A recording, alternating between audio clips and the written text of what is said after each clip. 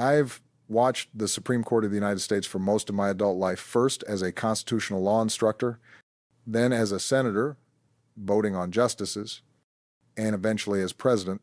I understand the rhythms of that institution, the cautious language, the quiet but unmistakable signals that arise when the court begins to doubt the direction of a presidency.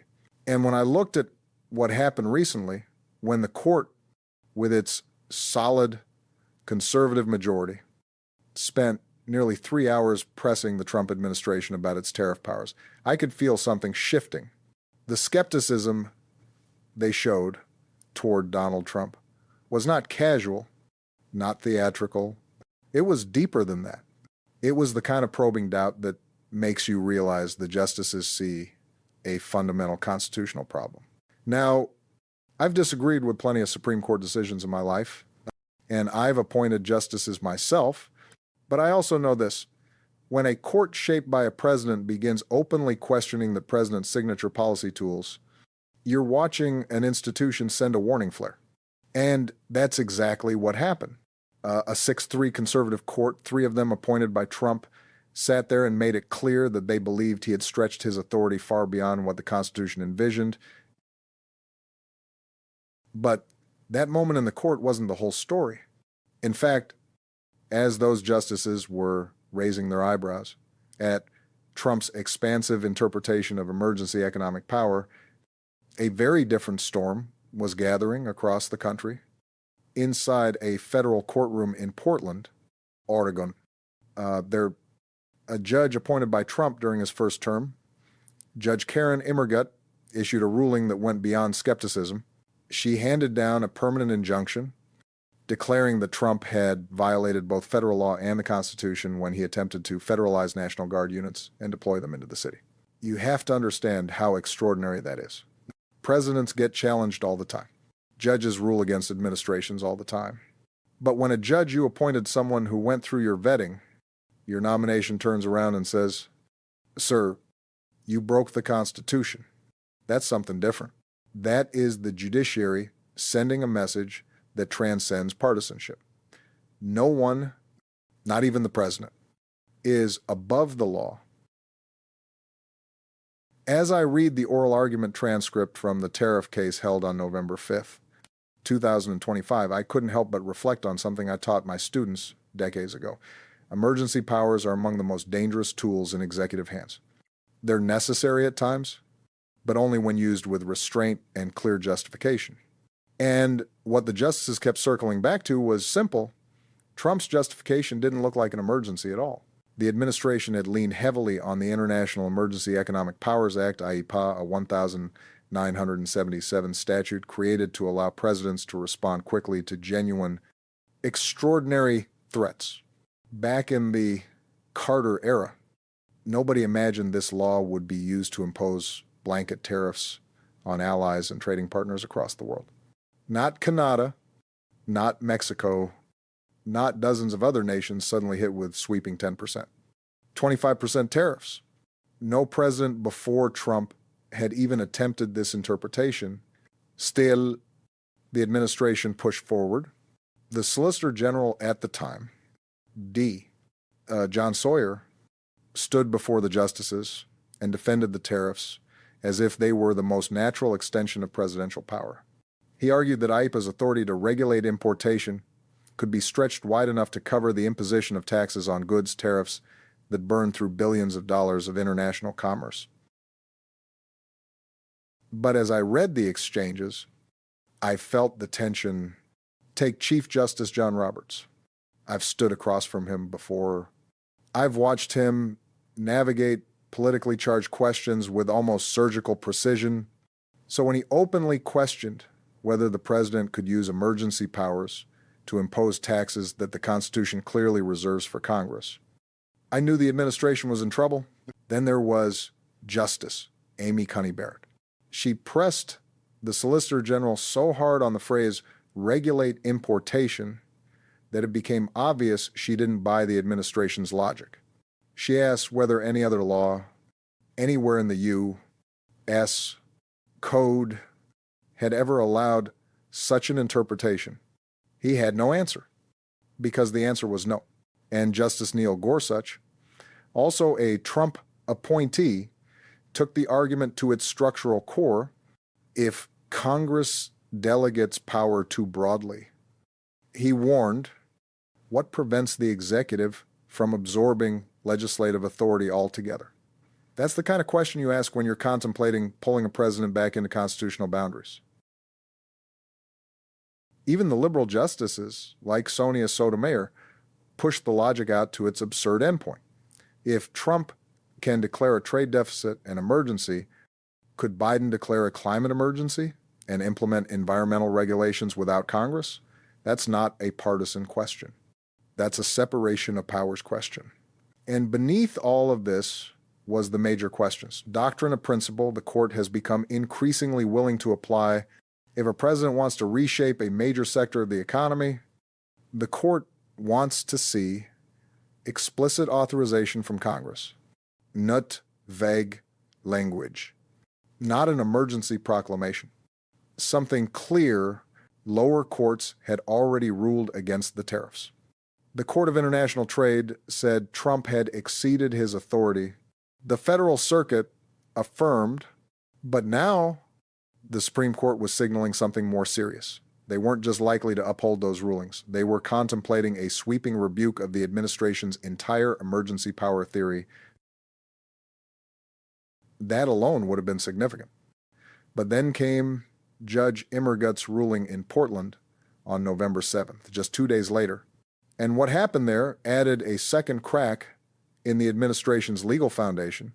Protests around an ICE facility had been ongoing for months. I'm not a stranger to protests. Throughout my presidency, I saw cities erupt in outrage, sometimes directed at federal agencies, sometimes at state governments. But there are rules, guardrails. And one of the clearest is that the president cannot federalize a state's National Guard unless very specific conditions are met. The law 10 U.S.C. Section 12406 spells those conditions out plainly: rebellion, invasion, or an inability to enforce federal law with regular forces. That alone would have been significant. But then came Judge IMMERGUT's ruling in Portland on November 7th, just 2 days later. And what happened there added a second crack in the administration's legal foundation.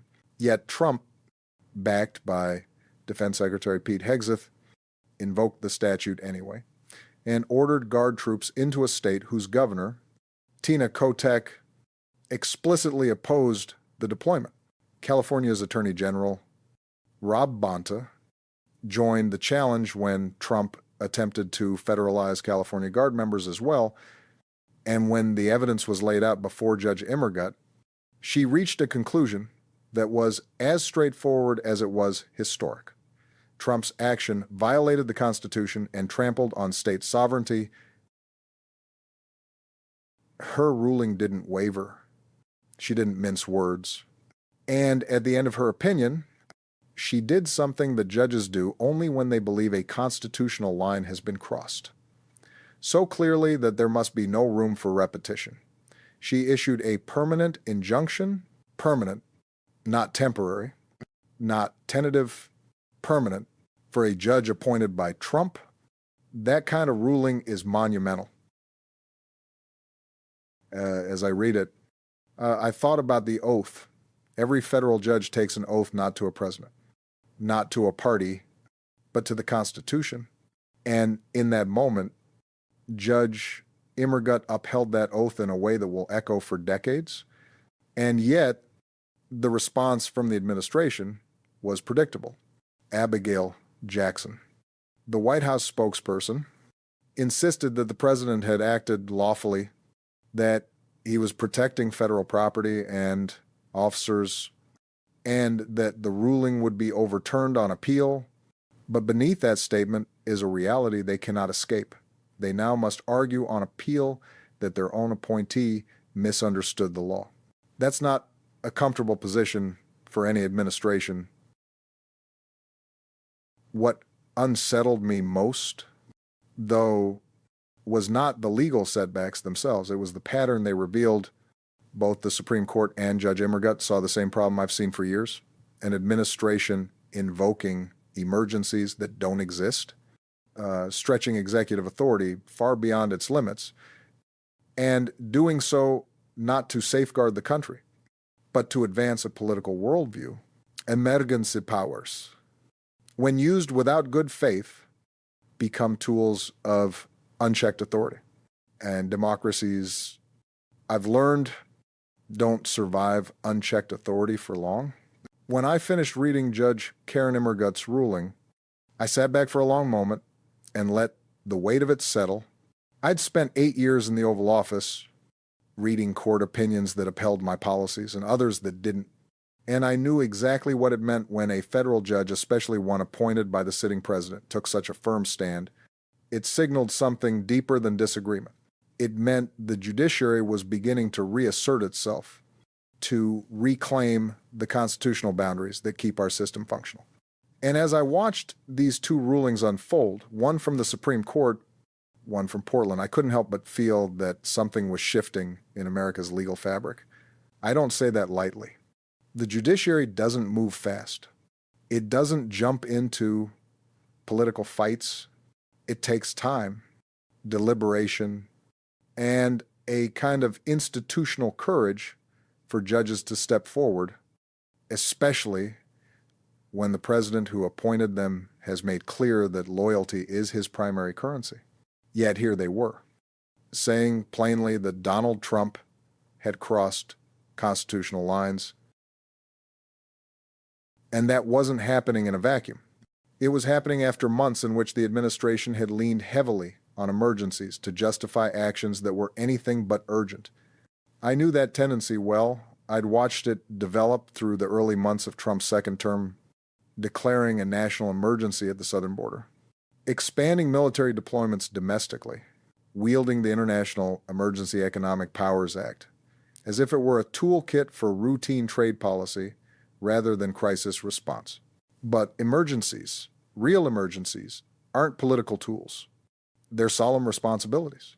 And when a president treats emergency authority as a shortcut around Congress, he undermines the very restraints the framers built to protect this country from concentrated power. That's why the Supreme Court's reactions mattered so much. Those justices, 6 conservatives, 3 liberals, saw the same risk I did. When Chief Justice John Roberts pressed the Solicitor General and asked why the court should permit a president to impose economic burdens normally reserved for congressional action, he wasn't just parsing statutory texts. He was asking whether the very structure of the Constitution was being bent out of shape. And the way Justice M.E. Coney Barrett kept returning to the language of IEPA, probing whether regulating importation could truly include imposing tariffs, showed that she, too, saw that the administration wasn't asking for interpretation. It was asking for transformation. Even Justice Neil Gorsuch, a dedicated textualist, pressed the administration about the creeping accumulation of power. If Congress could hand over such sweeping economic authority under the guise of emergency legislation, what would stop future presidents from declaring crises whenever politically convenient? As I read these exchanges, I knew something the administration probably didn't want to admit. They were losing the trust of the court. And once a president loses that trust, the judiciary becomes far more assertive in checking him. But while the Supreme Court was wrestling with constitutional theory, Judge IMMERGUT was wrestling with constitutional practice, specifically Trump's attempt to federalize the National Guard in Oregon. Her ruling didn't read like a political rebuke or a rhetorical flourish. It read like a judge doing the job the Constitution requires her to do. She laid out the facts. The protests outside the ICE facility were persistent but peaceful. Federal law enforcement testified they were managing the situation without difficulty. There was no rebellion, no invasion, no breakdown in law enforcement that required extraordinary intervention. And because the evidence showed none of the statutory triggers for federalization were met, she did what the law compelled her to do. She blocked the deployment permanently. When I think about that word permanent, I picture all the times my own administration sought emergency authority and the ways federal courts scrutinize those requests. Judges tend to move cautiously. They like temporary injunctions, preliminary orders. They give the executive branch room to clarify its position, to adjust its actions. But a permanent injunction is different. It says the judge believes the violation is clear, ongoing, and too severe to risk repetition. For Judge IMMERGUT, appointed by Trump himself to issue such an order, was significant not just legally but symbolically. It marked a turning point, a moment when the judiciary stopped assuming the president was acting in good faith. And once the courts start questioning a president's good faith, every subsequent action gets scrutinized more sharply. What struck me most in her ruling was how plainly she articulated the 10th Amendment issues. The National Guard, she reminded the administration, belongs to the states, unless lawfully federalized, and federalization requires a genuine crisis, not a disagreement between Washington and state leadership about how to manage protesters. By invoking emergency powers without an emergency, the administration wasn't protecting public safety. It was attempting to override state sovereignty. That's not how our system works. And Judge IMMERGUT made sure it wouldn't work that way in Portland. Still, the administration responded, as I expected. Abigail Jackson, the White House spokeswoman, claimed they'd be vindicated on appeal. She said the president was lawfully protecting federal personnel and property, but the truth was harder to ignore. Any appeal would require the administration to convince higher courts that peaceful protests amounted to a rebellion, something the evidence simply did not support. As I read that, I worried about something deeper, not just the legality of one deployment or the fate of a tariff policy, but the mindset inside the administration. Emergency powers are intoxicating. They tempt leaders to slide past the political constraints that make governing difficult. They turn frustration into impulse. And when an administration begins relying on emergency powers as its default tool, it reveals something essential about how it views democracy, as something to be circumvented, not strengthened. That's why these two events, the Supreme Court's skepticism and Judge IMMERGUT's injunction, felt interconnected to me. They formed a kind of constitutional pressure system. On one coast, the nation's highest court was signaling unease with the president's attempt to reshape international trade through unilateral action. On the other, a federal judge was preventing him from sending troops into a state without lawful authorization. And together, these rulings marked the start of something that had been missing for too long. Judicial resistance to executive overreach. It reminded me of moments in our history when the courts stepped in to restrain presidents. Some of them my heroes. Franklin Roosevelt learned that lesson when the Supreme Court struck down parts of the New Deal. Harry Truman learned it when the court told him he could not seize steel mills during wartime. Even Abraham Lincoln, facing the greatest existential crisis the country had ever seen, wrestled with judges who pushed back against wartime actions. The point isn't that presidents can't act decisively. They must sometimes, but the courts exist to ensure that decisiveness never becomes authoritarianism. What concerned me most about Trump's approach was the pattern of declaring emergencies without acknowledging the actual criteria for emergencies. A trade deficit, even a significant one, does not constitute an immediate threat to national security. The movement of fentanyl across the border is a deadly problem, but one that requires law enforcement coordination, border policy, and diplomacy, not sweeping global tariffs suddenly imposed under extraordinary powers.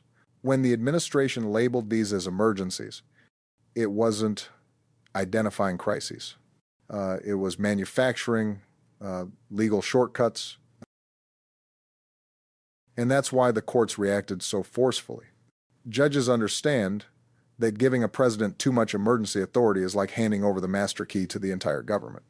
Once unlocked, those powers are hard to contain, and the way the administration deployed them on trade, on domestic military actions, on immigration, made judges across the ideological spectrum uneasy.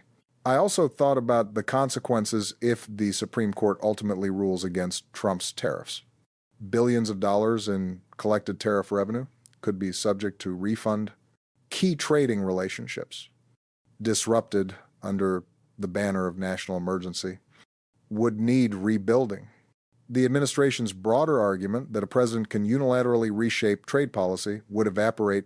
It would signal to future presidents, liberal or conservative, that emergency powers cannot be used to bypass Congress on matters of vast economic significance. At the same time, Judge IMMERGUT's ruling would have ripple effects on the administration's attempts to deploy the National Guard elsewhere. Los Angeles, Chicago, any place where the president believed federal authority was being challenged, those cases would move through the courts, and they would all be viewed through the lens of Portland.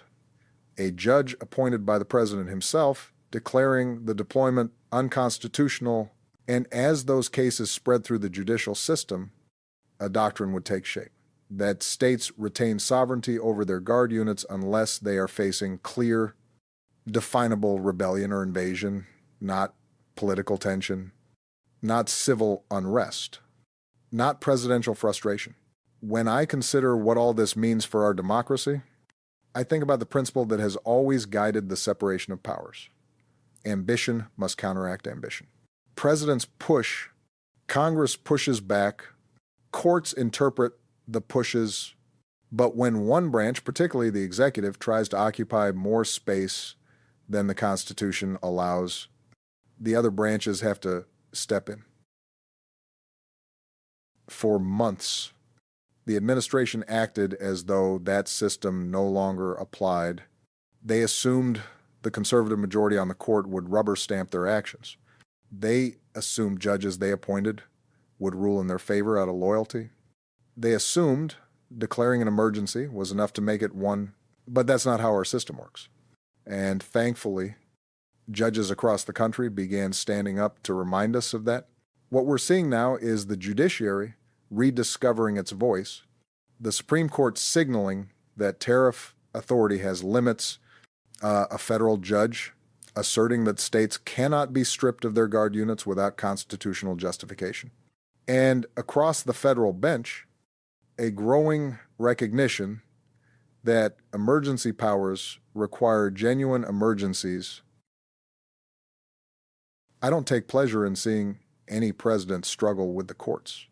I know how hard the job is. I know how frustrating it can be when Congress doesn't act, when crises pile up, when public pressure builds. But I also know something else. A president who relies on emergency powers to govern isn't leading, he's avoiding the hard work of persuasion, coalition building, and constitutional compromise. And when that happens, it falls to the judiciary to steady the ship. That's what happened on November 5th at the Supreme Court. That's what happened on November 7th in Portland. And that's why these decisions matter, not because of who won or lost, but because of what they reaffirmed. That in the United States of America, power has limits, and those limits protect every one of us.